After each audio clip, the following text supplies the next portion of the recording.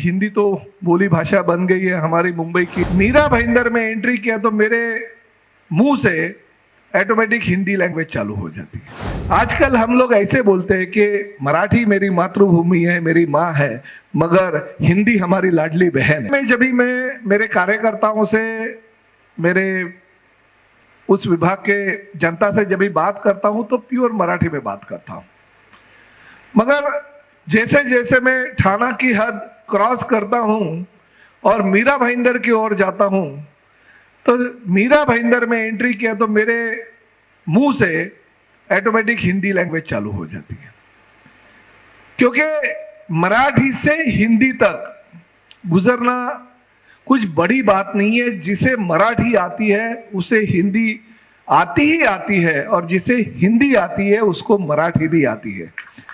मुझे अब मैं साहिल बोल रहा था तो एक सोच रहा था, साहिल जोशी शायद साउथ का अगर जोशी होता था तो क्या होता था।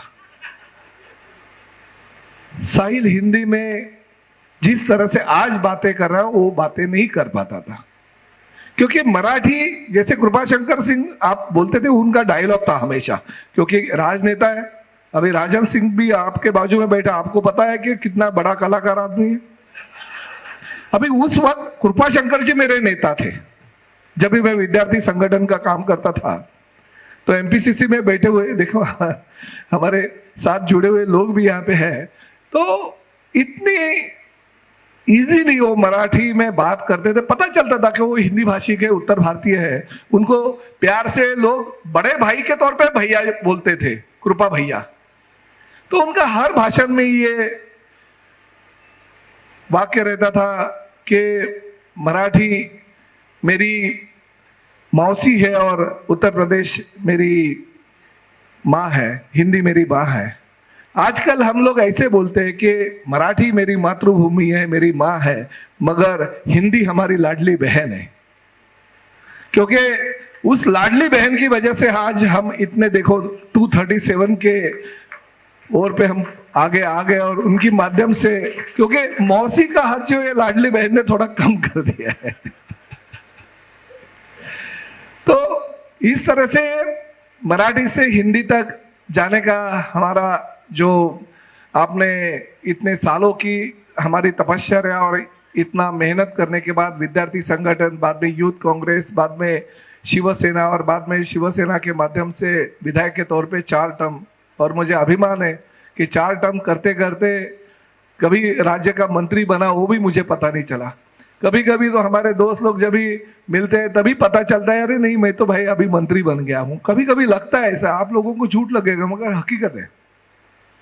कार्यकर्ता के रूप में हमेशा कार्यकर्ता की तरह ही आप अगर रहोगे कि लोगों को पता चलता है नहीं ये आदमी ऊंचाई पे गया मगर अभी तक जमीन पे है, और हमारे दिल में ये भावना जब रहेगी तब हम हमारा मार्गक्रमण कर सकते हैं।